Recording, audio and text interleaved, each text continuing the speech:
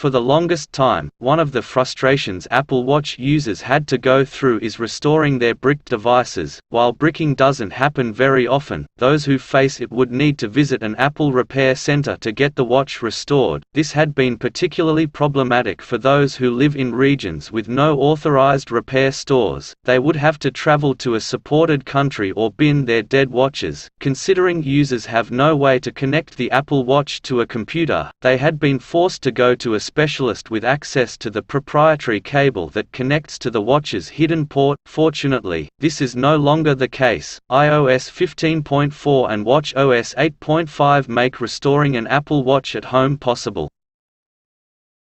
Apple has published a new support document highlighting that the latest versions of iOS and watchOS make restoring an Apple Watch possible. Through an iPhone, the mechanism works wirelessly and only requires bringing the two devices close to each other with Wi-Fi and Bluetooth enabled. Expectedly, the iPhone would need to have an internet connection for the process to work. Apple doesn't mention if all iPhone and Watch models on iOS 15.4 and watchOS 8.5 support this feature or not. It advises users to connect to a 2.4 GHz Wi-Fi network instead of a 5 GHz one if the process doesn't work, though.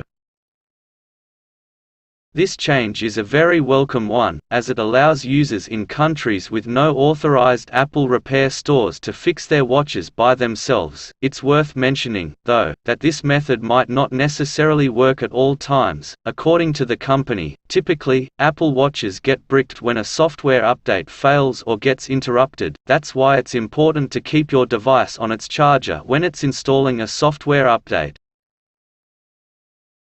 If you enjoyed this video, then hit the like button, share the video, and subscribe to our channel. And don't forget to hit the bell icon. Thanks for watching.